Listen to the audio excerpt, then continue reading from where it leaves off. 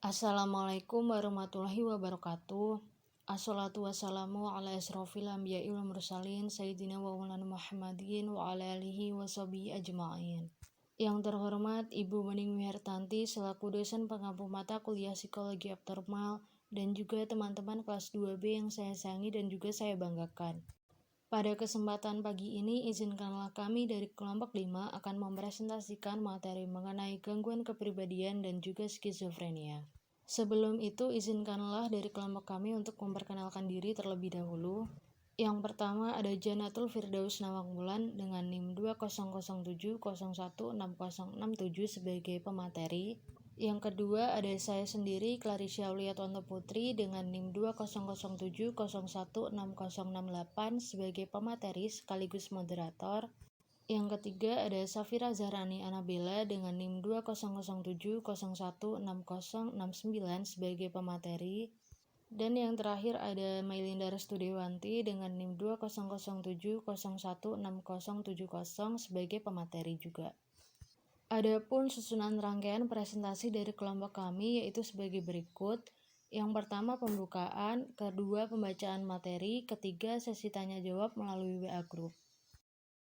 Baik, langsung saja kita mulai acara yang kedua yaitu pembacaan materi. A. Konsep dasar kepribadian. Gordon Allport menjelaskan bahwa kepribadian merupakan suatu sistem yang terorganisasi dengan berbagai komponen. Organisasi itu turut menentukan penyelesaian diri sehingga organisasi itu bersifat aktif dalam menentukan tingkah laku. Komponen tersebut merupakan jiwa dan raga. Menurut Yusuf, tahun 2002, faktor yang menyebabkan perubahan kepribadian ada 3, yaitu faktor fisik, faktor lingkungan sosial, dan juga faktor individu itu sendiri. Faktor fisik meliputi gangguan otak, kurang gizi, dan juga obat-obatan atau nafsa. Yang kedua, faktor lingkungan sosial meliputi krisis sosial, politik, dan ekonomi. Dan yang terakhir, faktor dari individu itu sendiri meliputi tekanan emosional. B. Pengertian gangguan kepribadian. Gangguan kepribadian merupakan suatu proses perkembangan yang timbul pada masa kanak-kanak, masa remaja, dan berlanjut pada masa dewasa. Keadaan seperti ini merupakan pola perilaku yang tertanam dalam dan berlangsung lama, muncul sebagai respon yang kaku terhadap rentangan situasi pribadi dan sosial yang luas. Selanjutnya, C. Jenis-jenis gangguan kepribadian. Yang pertama adalah kepribadian paranoid. Gangguan kepribadian dengan sifat curiga yang menonjol. Contohnya, selalu melihat orang lain sebagai agresor, atau ingin menyakiti, mencelakai, dan lain-lain. Kepribadian paranoid dibagi menjadi 2, yaitu kepribadian mudah tersinggung dan kepribadian agresif. Yang kedua, kepribadian afektif atau siklotim. Keadaan perasaan dan emosi yang sering berubah antara depresi dan euforia. Yang ketiga, kepribadian skizoid, yaitu sifat dari kepribadian ini adalah pemalu, perasa, pendiam, dan suka menghindari kontak sosial dengan orang lain. Yang keempat, kepribadian eksplosif. Ciri utama tipe ini adalah diperlihatkannya sifat tertentu yang lain dari perilakunya sehari-hari, yaitu ledakan amarah dan agresivitas sebagai reaksi stres yang dialami. Yang kelima, kepribadian anangkasik. Ciri utama tipe ini adalah perfeksionis, kaku, dan memiliki pengawasan diri yang tinggi. Yang keenam, kepribadian histerik. Ciri utama tipe ini adalah sombong, egosentrik, tidak stabil, emosi, sering berdusta. Yang ketujuh, kepribadian astenik. Ciri utamanya adalah hidup tidak bergairah, lemas, lesu, letih, dan tidak ada tenaga sepanjang kehidupannya. Yang kedelapan, kepribadian antisosial. Perilakunya selalu menimbulkan konflik dengan orang lain atau lingkungannya, tidak loyal pada kelompok dan norma-norma sosial, tidak toleran terhadap kekecewaan. Yang kesembilan, kepribadian pasif-agresif. Dibagi menjadi 2 tipe, yaitu pasif dependent. Adalah selalu berpikir, merasa, dan bertindak bahwa kebutuhannya akan tergantung dengan dipenuhi secara menakjubkan. Yang kedua, pasif agresif, yaitu merasa bahwa kebutuhan akan ketergantungan tidak pernah dipenuhi. Tipe kepribadian ini ditandai dengan sifat pasif dan agresif. Yang terakhir adalah kepribadian inadekuat, yaitu ketidakmampuannya secara terus-menerus untuk memenuhi harapan atau tuntunan dari teman sebaya atau kenalannya. Skizofrenia. A. Pengertian skizofrenia. Skizofrenia menurut bahasa artinya pikiran yang pecah. Hal tersebut ditandai dengan gangguan dalam cara berpikir, emosi, berperilaku, dan berbicara. Salah satu ciri skizofrenia yang utama yaitu ditandai dengan delusi dan halusinasi yang merupakan jenis dari psikotik behavior.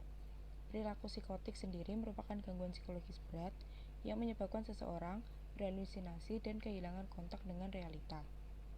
Menurut sebuah penelitian, skizofrenia merupakan gangguan mental kompleks yang mengganggu hampir keseluruhan aspek keseharian individu yang mengalaminya. B. Gejala skizofrenia. 1. Delusi, yaitu keyakinan yang salah akan realita yang sebenarnya terjadi. 2. Halusinasi, yaitu kesalahan persepsi seperti mendengar, melihat, dan merasakan objek yang sebenarnya tidak ada. 3. Avolisi, yaitu ketidakmampuan untuk memulai dan mempertahankan berbagai macam kegiatan. 4.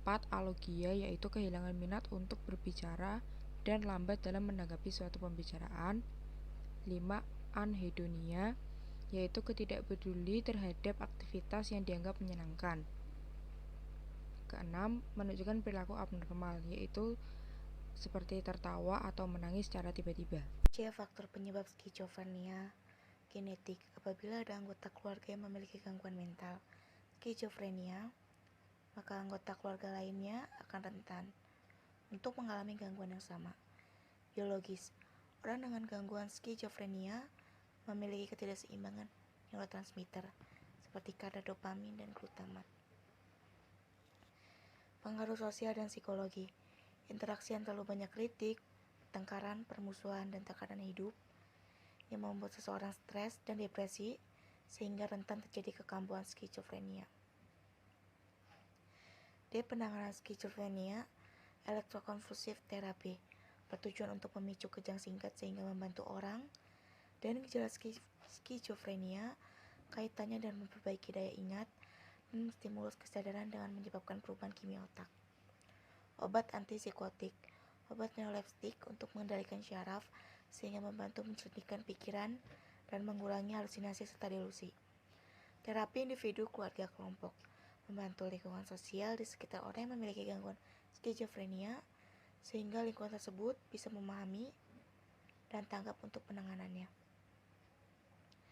Dalil Al-Quran tentang gangguan jiwa, artinya sungguh Allah telah memberikan karunia kepada orang-orang yang beriman ketika Allah mengutus di antara mereka seorang Rasul dari golongan mereka sendiri yang membacakan kepada mereka ayat-ayat Allah, membersihkan jiwa mereka dan mengajarkan kepada mereka Alkitab dan Al-Hikmah. Dan sesungguhnya sebelum keadaan Nabi itu, mereka adalah benar-benar dalam kesesatan yang nyata. Quran Surat Al-Imran ayat 164. Sekian presentasi yang dapat kelompok kami sampaikan. Apabila ada pertanyaan, silahkan teman-teman bertanya melalui WA Group. Terima kasih untuk teman-teman yang sudah mau mendengarkan dan menyimak presentasi dari kelompok kami. Apabila ada salah kata, mohon maaf. Wassalamualaikum warahmatullahi wabarakatuh.